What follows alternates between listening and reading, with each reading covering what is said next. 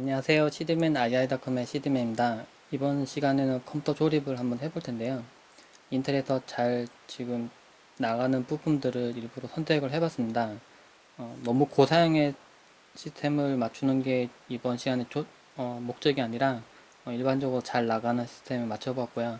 그리고 설명을 통해서 떤 부품을 가져오더라도 장착하고 설치할 수 있도록 그런 부분에 대해서 좀 집중적으로 설명해 드리고, 조립을 하면서 실수할 수 있는 부분, 그리고 그 전에 챙겨야 되는 부분, 그리고 처음부터 끝까지 조립을 한다고 생각했을 때 모든 부분을 모두 기록하는 것에 초점을 먼저 맞춰보도록 하겠습니다. 지금부터 각 부품에 대해서 설명을 드릴 텐데요. 지금 제가 이번 시간에 조립을 할 부품들을 한번 모아보았습니다. 하나씩 설명을 드리죠. 네, CPU입니다. CPU 박스인데요. 인텔의 코어 i5라고 되어 있는데, 여기 보시면은 i5 2500이라고 되어 있습니다. 그리고 LGA115라고 되어 있는데요. 이건 규격입니다. 소켓 규격인데요. 이거 어떤 분들이 처음에 물어보실 때 메인보드와 CPU가 맞느냐 그런 거 물어보시는데, 어떤 걸 보시면 되냐면은 여기 써있는 LGA115라고 써있는 부분을 보시고요. 메인보드에도 LGA115라고 되어 있으면 서로 호환이 가능한 겁니다. 소켓이 맞으면 서로 가능하고요. 이거는 i5고요. 샌디 브릿지입니다. 또 다른 CPU인데요. 제가 이번에 장착할 때 두 가지 CPU를 장착하는 방법을 설명드릴 텐데, 근데 이것도 마찬가지로 LJ115입니다.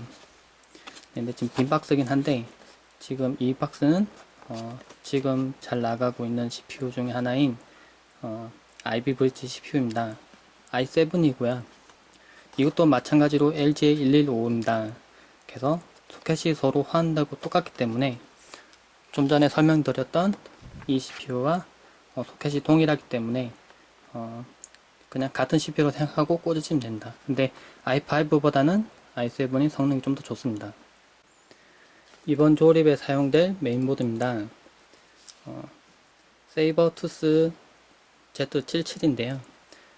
아수스 메인보드고, 이 메인보드 같은 경우에는 워런티를 5년이나 지원할 정도로 이 메인보드가 고장나면 다른 메인보드 다 죽을 거라는, 그런 식으로 신뢰도가 꽤 높은 메인보드입니다. 근데 꼭 이 메인보드를 사용하지 않더라도 잘 사용하는, 잘 나가는 메인보드 선택해서 사용하면 됩니다. 근데 꼭 보셔야 될 부분은 아까 CPU를 LJ115로 선택하셨는데요. 이 부분도 잘 보시면 LJ115라고 되어 있습니다. 이 부분이 서로 맞으면은 CPU와 서로 호환이 되는 겁니다. 이 메인보드 사용할 거고요. 이 메인보드 같은 경우는 열어서 보면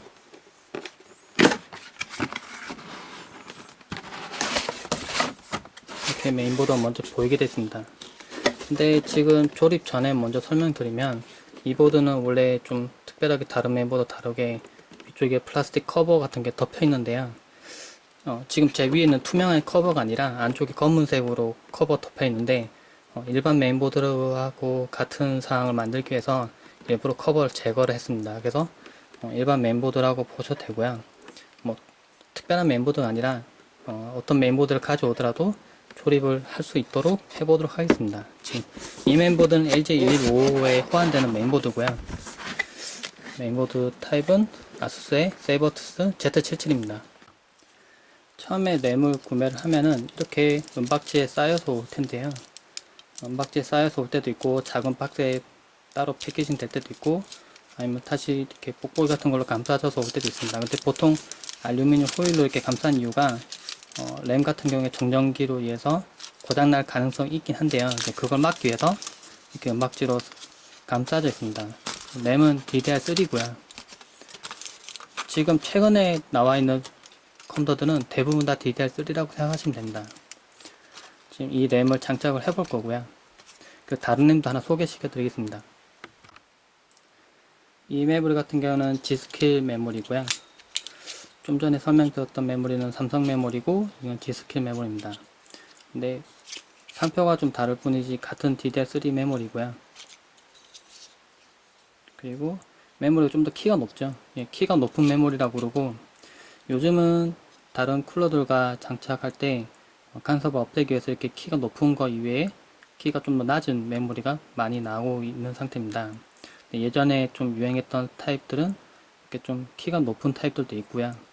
이런 메모리도 있다고 알아두시면 될 것 같습니다. 메모리 카드를 보실 때 잘 보셔야 될 부분들이 위에 스티커가 있는데요. 이 메모리 같은 경우에는 PC3 10600이라고 되어 있고요.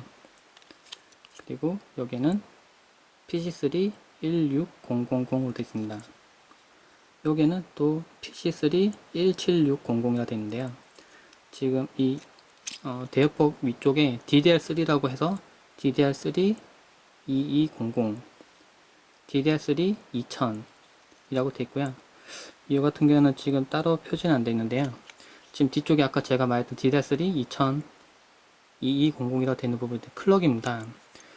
아무래도 그냥 딱 보셨을 때 숫자가 크면은 좋을 거라는 생각이 들 겁니다. 예, 실제 맞고요. 클럭이 높고 숫자가 높게 돼 있을수록 대부분은 고클럭의 메모리고 가격이 보통 비쌉니다. 근데 일반적으로 정규 클럭으로 사용할 때는 일반적인 메모리를 사용하더라도 큰 성능 차이는 느끼기 어렵고요. 대신에 좀 오버클럭킹을 하거나 좀 더 높은 클럭에서 동작을 시킬 경우에는 아무래도 램도 성능 차이가 납니다. 이번에 장착할 그래픽 카드인데요. 사파이어의 HD6850이라고 되어 있습니다.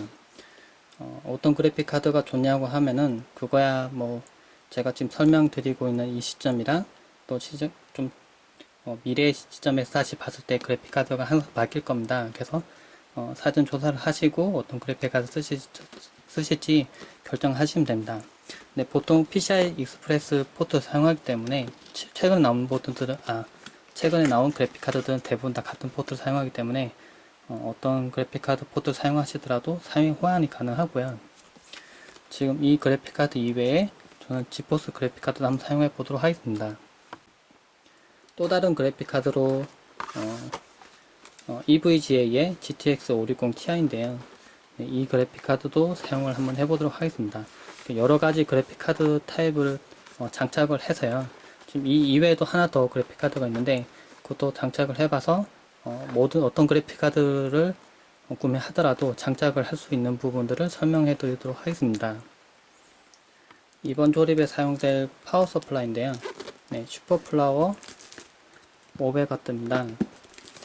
네, 파워 서플라이는 어떤 게 좋냐고 물어보시는 분도 있는데 와트 수에 너무 연연해서 고르시지 마시고요.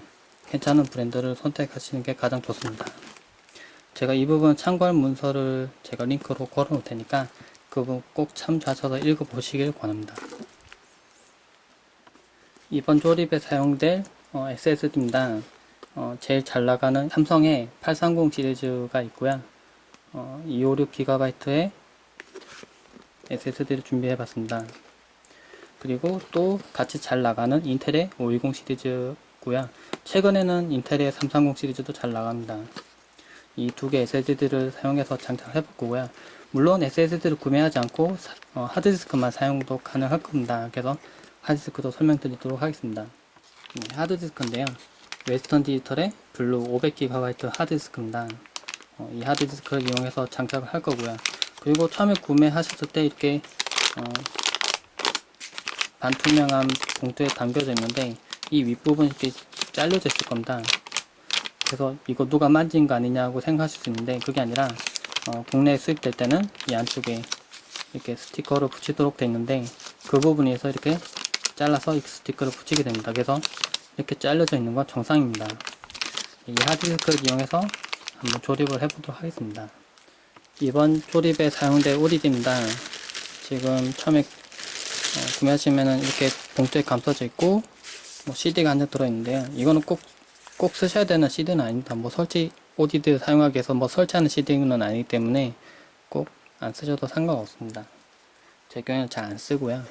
그리고 이거는 삼성의 OLED이고요. 예. 라이터 마스터라고 되어 있는 거 봐서는 지금 CD도 구울 수 있는, DVD도 구울 수 있는 그런 OLED입니다. 그리고 제 경우에는 LG OLED를 좀 더 선호하는 편인데요. 예전부터 LG OLED가 잘 고장이 안 나기 때문에 좀 선호하는 편인데 이걸 쓰셔도 상관없고 이걸 쓰셔도 크게 상관없습니다. 요즘은 OLED가 수명이 많이 길어졌고 그리고 가격도 너무 많이 저렴해졌기 때문에 실제로 OLED 얘기 들어보면은 뭐 제조가와 판매가가 거의 같다고 할 정도로 상당히 저렴하게 나오기 때문에 가격을 보시고 새 걸로 그냥 구매하시는 게 제일 좋을 것 같습니다. 어떤 ODD를 사용하셔도 상관없고 선택은 뭐 자유니까요. 이런 ODD 두 가지 종류 다 이용해서 한번 장착해 볼 겁니다. 근데 두 개 다 인터페이스가 SATA입니다. SATA 전원에 SATA 데이터 케이블을 입력하도록 되어 있어서 둘 다 같기 때문에 사실 뭐 종류는 다르더라도 장착 방법은 동일합니다. USB 3.0을 지원하는 카드 리더기인데요. 네, 스카이디지털의 USB 3.0 슈퍼 스피더 슈퍼 리더입니다. 네, 이것도 사용해서 한번 카드 리더기를 장착을 같이 해볼 거고요. 근데 이거는 카드 리더기를 뭐 외장을 쓰고 계신다거나 아니면 자신은 뭐 카드 리더기가 별로 필요 없다고 하시면 이거는 장착을 안 하셔도 상관없습니다. 이번 조립에 사용될 기계식 키보드인데요. 꼭 이런 키보드 사용해야 되느냐? 아닙니다. 지금 저는 기계식 키보드를 가지고 있기 때문에 이 키보드 선택한 거고요. 별도로 뭐 저렴한 뭐 1, 2만원대의 키보드를 사용하실 거라면은 1만원 이하 키보드도 상당히 많죠. 네. 키보드 선택하신다면 이런 키보드 쓰시면 되고요. 그리고 뭐 그 전에 키보드를 이미 쓰고 계시다면 재활용을 해서 사용도 가능합니다. 근데 한 가지 알아두셔야 될 게 너무 고급 메인보드를 사용할 경우에 PS2 포트가 최근에 없어지고 있는 추세이기 때문에 만약에 자신이 가지고 있는 키보드가 PS2 타입이라면은 안 꽂힐 수도 있습니다. 네, 사용이 불가능할 수도 있으니까 그런 부분은 미리 체크를 한번 하셔야 됩니다. 마우스입니다. 지금 이거는 G700의 로지텍의 G700 마우스고요. 무선 마우스긴 한데 무선으로 쓰기 힘들다는 그런 마우스죠. 네, 성능이 상당히 좋은데 배터리 사용량이 그렇게 길지 않기 때문에 유선으로 사용되고 있는 그런 마우스고요. 그리고 여기에 지금 로지텍의 무선 마우스 M310도 한번 준비해 봤습니다. 자신이 지금 사용하고 있는 마우스를 그대로 활용하셔도 상관없고요. 만약 마우스 새로 구매하신다면 자신이 뭐 유선 마우스가 편하다면은 유선 마우스 선택하셔도 상관없고 뭐 무선 마우스가 편하다고 하시면 무선 마우스 선택하셔도 상관없습니다. 마우스나 뭐 키보드 같은 부분은 개인 기호가 상당히 강하기 때문에 자신이 편한 키보드와 마우스를 선택하시는 게 좋습니다. 조립을 하기 위해서는 이렇게 지금 십자 드라이브가 하나 있는데요. 좀 큰 십자 드라이브가 하나 있으면 편합니다. 네. 제가 조립할 때 케이스를 열고 닫을 때 그리고 파워스바를 장착할 때 그 메인보드 장착할 때 이 드라이버를 사용할 텐데요. 일자 드라이버보다는 십자 드라이버를 하나 준비해 두시는 게 좋습니다. 네, 제가 조립할 때 사용하는 수술용 장갑인데요. 네, 제가 예전에 100개 이렇게 들어있는 걸 하나 구매를 했었는데 한번 구매하고 저도 꽤 오래 쓰고 있습니다.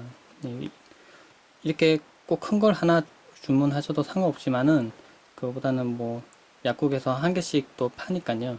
그걸 갖다가 하나 구매해 두시는 게 좋습니다.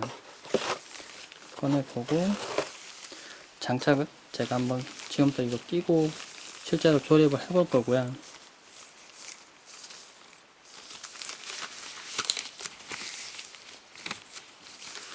그리고 한 가지 알아두셔야 될 게 이렇게 사용하시고요. 사용하시고 뒤집어서 꺼낸 다음에 다시 사용하실 때는 뒤집어서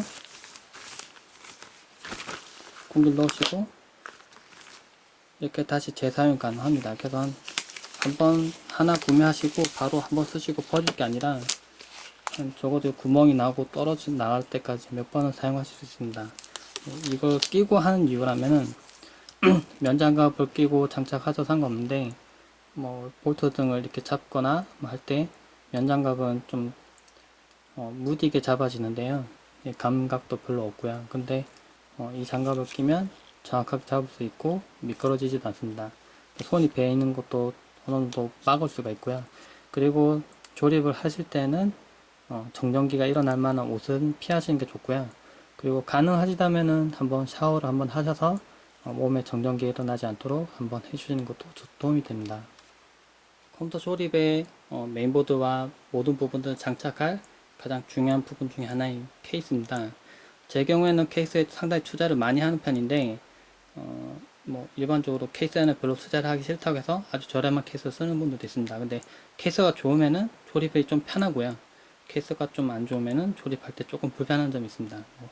뭐 좀 사소한 기능이지만은 뭐 그런 것 때문에 있는데, 지금 이 케이스 같은 경우에는 TR200 시리즈고요. 상당히 괜찮은 케이스고 잘 나가는 케이스입니다. 상당히 튼튼하고요. 그리고 사용자 유저 인터페이스도 잘 갖춰져 있고, 그리고 뭐 여러 가지 부분에서 사용자들한테 호평을 받는 그런 케이스입니다. 이 케이스에다가 지금 장착할 건데요. 근데 처음에는 이 부분에 장착하기 전에 노드 테스트를 한번 할 겁니다. 뭐 이상한 테스트 한다는 게 아니라, 지금 부품을 새 걸 받았지만은 메인보드와 CPU, 메모리를 장착해서 실제로 화면이 뜨는지, 그리고 부품 이상이 없는지 처음에 먼저 체크를 한번 하고 그 다음에 실제 조립에 들어갈 겁니다. 그 간단한 테스트를 할 건데요. 그 테스트가 누드 테스트입니다. 다 보이는 상태에서 테스트를 한다는 거지기 때문에 그렇게 부르고요. 뭐 그것을 할 때 지금 메인보드를 이 박스 위에 올려놓고 한번 해보도록 하겠습니다.